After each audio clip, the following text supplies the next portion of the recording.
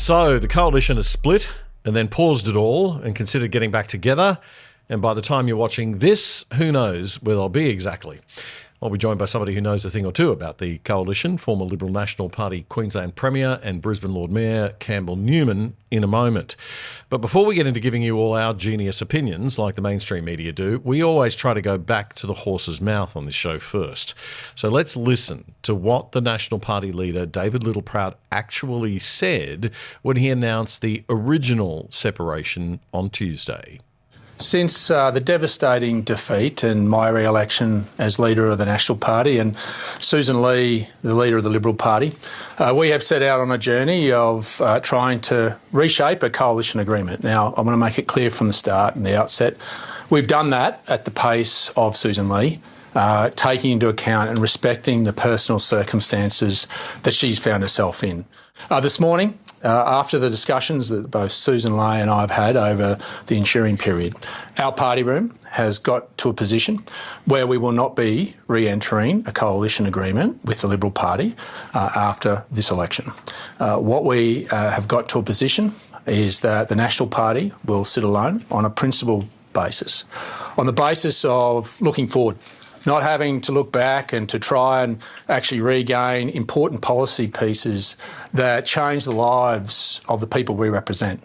It's on a principled position of making sure that those hard-fought wins are maintained and respected, and we continue to look forward. We look forward to what else we can do as a party and as part of an opposition now that can shape the lives of regional Australians for the better. Okay, so what he seems to be saying there is that the Nationals don't want to have to fight all over again to gain the Liberals' support for a whole bunch of policies that they'd already fought to have adopted. There's 4 policy positions that the Nats don't want to have to get the support on all over again from the Libs. The first is a commitment to nuclear power. The second is a commitment to the Regional Australia Fund, a $20 billion investment fund that's going to support the regions. Number 3, taking on the supermarkets over the pressure that they put on farmers. And number 4, a guarantee for basic tech infrastructure services to be provided for the bush. Nothing new there. And what we are saying is that what we secured in the former coalition are policies that should remain. We don't want to have to look back and to waste energy on trying to re-prosecute the case. We should be continuing to look forward.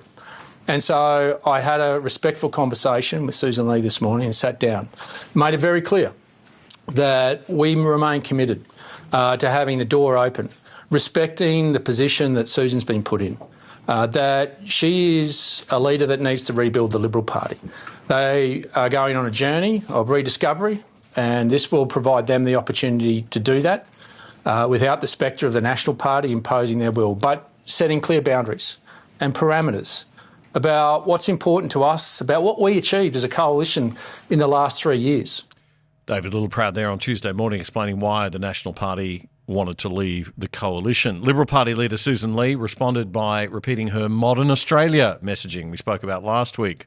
Remember, Modern Australia means progressive Australia, inner city Australia. The Liberal Party must respect modern Australia, reflect modern Australia, and represent modern Australia. And Australians sent us a clear message at the last election, and we are listening.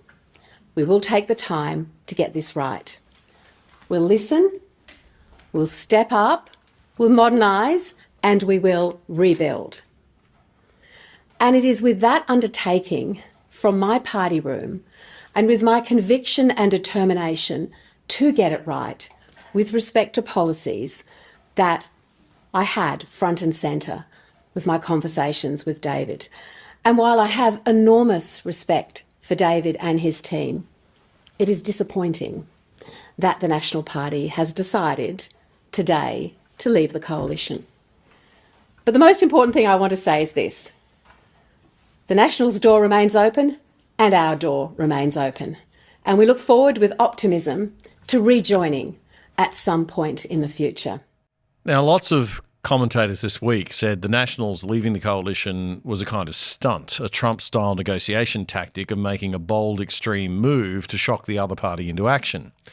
If so, maybe it's worked. Other commentators say Littleproud's move was just a silly tantrum and he was forced to backtrack when some of his MPs and big donors freaked out. I think that analysis is a bit weak, frankly. Anyway, under the coalition agreement, the Nationals and Liberals formed the opposition shadow cabinet. That's what they call the front bench, the shadow ministry, the MPs who sit on the front bench behind the opposition leaders and who each have the responsibility of shadowing a ministerial portfolio. That coalition shadow front bench was due to be decided on Thursday. This put an unrealistic and some say an unnecessarily short timeline on any decisions to be made about the future of the coalition. It sort of forced the Nationals to accept that all the policies of the past were now up for reconsideration, something they clearly didn't want to be rushed into. I mean, the Labor Party never announced their new leader or their new shadow ministry right after losing an election. They always take a few weeks to get things sorted. Parliament doesn't sit again until July, so you don't need a shadow cabinet to be worked out until then. So why was Sussan Ley pushing it so hard? After announcing the split Tuesday, David Littleproud had put together his own National Party-only kind of unofficial shadow cabinet, giving portfolios to his party members to be spokespeople for in the next Parliament. Both parties were going to announce their shadow cabinets Thursday, and then Ley and Littleproud had an 11th hour meeting at Parliament House Thursday morning, and before we knew it, Littleproud and National Senator Bridget McKenzie were facing the media again. Here's how 9 News saw that. Well, look, this morning I had the privilege to bring together the shadow spokespeople of the National Party into the next Parliament, and we had a very productive meeting about planning the way forward for the National Party in being another opposition party in this next Parliament. During that period, I had a brief meeting with Sussan Ley, and she made an offer to reconvene her party room to discuss the 4 policy areas that the National Party demand as part of a coalition agreement, and I thank her for that. And as a consequence, I have decided to send those spokespeople home as a sign of good faith. And Sussan, as a sign of good faith, will not be announcing shadow cabinet. This is a positive step forward, one in which we've always said we'd be productive and constructive. And I think the Nationals have acted in good faith, and as a consequence, sending those shadow spokesmen home, I'm proud to say that we'll allow this process to take place and for the Liberal Party to convene at whatever period is for them and convenient for them. And I think that is the way forward in a mature and sensible way. And I'm proud of the fact that our guys are prepared to accept that in being sent home today, despite the fact that I was about to announce to you all this afternoon our shadow spokesman, because I think this is a far more important development and one that I've always said that I'd be constructive moving forward on. So you're getting back together? Hold on, absolutely. So you're getting back together? No, this will allow time for a process for Sussan Ley to call her party room together to discuss those 4 policy areas that the National Party could not allow to be passed away on. They were hard-fought wins. All right, well, joining me now in the studio is Campbell, Newman, former Queensland Premier. Campbell, it's on again, it's off again, it's on. You know, what is going on here? This is a bit of a shambles. Well, who knows really what's happened. One thing that I think you haven't mentioned is also there's this suggestion that one of the things that Littleproud was also after was the ability for Nats in the shadow cabinet, if they were together, to be able to sort of, not observe cabinet, the shadow cabinet solidarity, which, if that was the case, I don't think Sussan Ley could reasonably, accept that in any circumstances. But, so there was an interesting thing on the 7:30 report in the last few nights where it was said that this hat she had was somewhere in writing.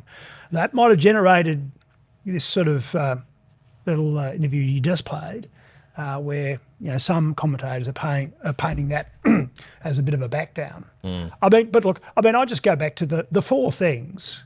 Why not? Why can't the Liberals support nuclear energy? The silly thing about the campaign just fought was that it was going to be funded by the private sector. They never had to say that. It was just repeal the ban. So the Libs should be able to get on board with nuclear energy.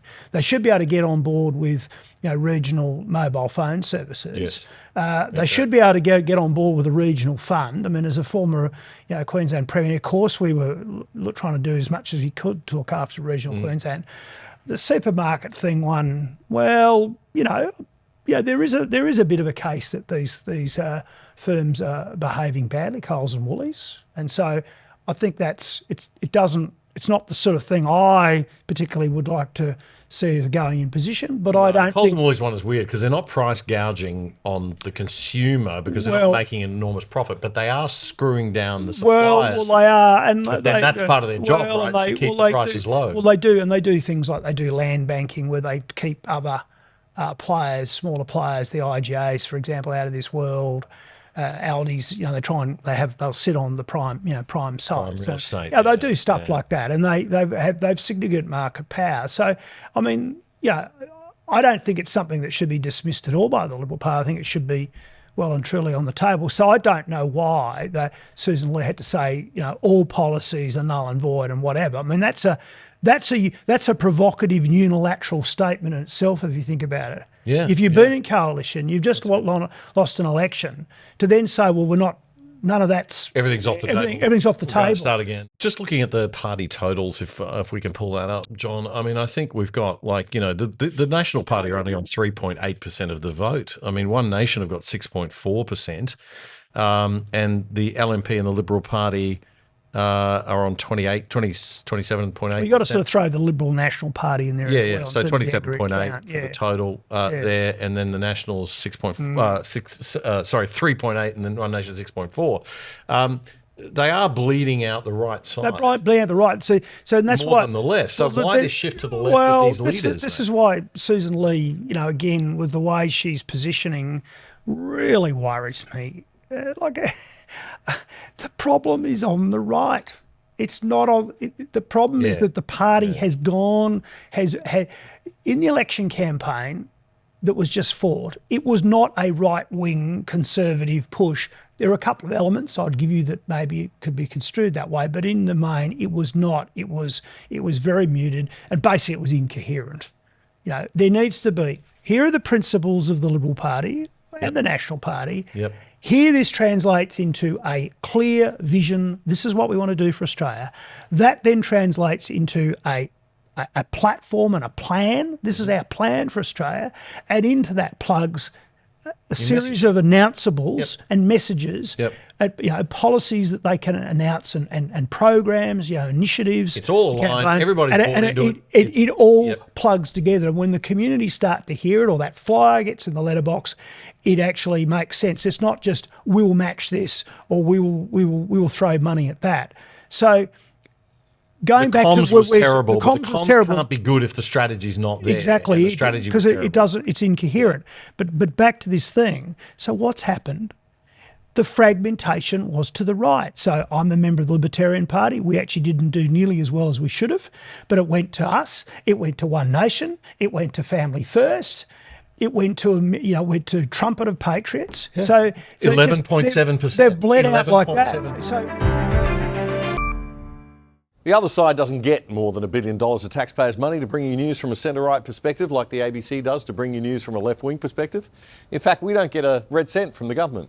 We need voluntary donors and supporters like you to keep going and growing. And we hate asking for charity, so we've done a deal with what we think is the world's best VPN, virtual private network service. It'll keep you and your family truly safe without slowing down your internet speeds, and you can watch Netflix or other streaming services using your regular accounts with them as if you're viewing from any country in the world. And you can sign up for less than $3 a month and get a whopping 83% off the normal price. Just go to piavpn.com/otherside to sign up and get more info. That's piavpn.com/otherside. That was a segment from a recent episode of our fortnightly news commentary show, The Other Side, with me, Damian Curry. If you liked it, support us. Subscribe to our channel on YouTube right now so you don't miss a thing. It's totally free. Just click that subscribe button and the little bell. And check out our Other Side Unplugged show too, and join our mission to actually do something and change Aussie media for the better at othersidetv.com.au. That's othersidetv.com.au. Check it out now.